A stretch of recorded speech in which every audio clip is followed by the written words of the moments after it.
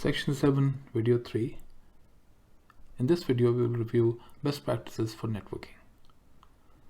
We start off with ensuring separate physical NICs for consumers with heavy networking I/O and latency-sensitive workloads, ensuring that network traffic can flow easily and at high performance. Separating network devices from one another helps achieve greater security and better performance.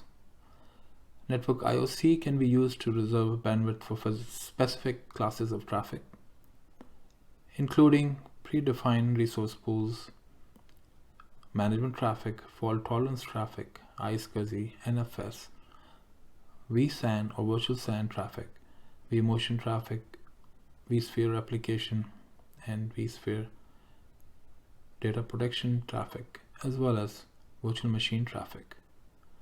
Putting a set of virtual machines on a separate physical NIC, this separation allows for a portion of the total networking workload to be shared evenly across multiple CPUs.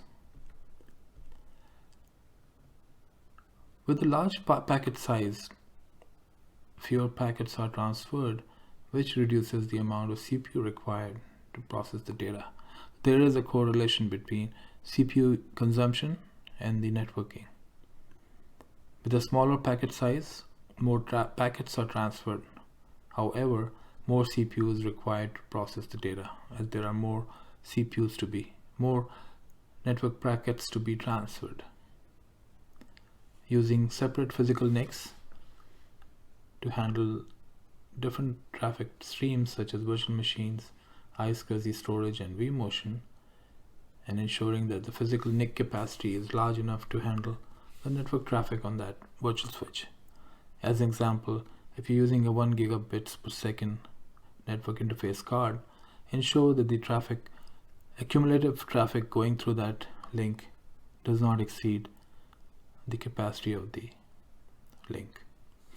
Using vNICS that have TCP segmentation offload or TSO and large LRO capable, which helps to improve performance and relieve the iSCSI CPU from some of the tasks.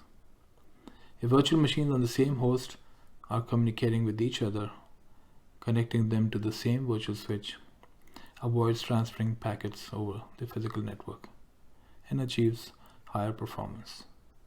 Assigning each physical NIC to a port group and a vSwitch is also a good best practice from a design perspective.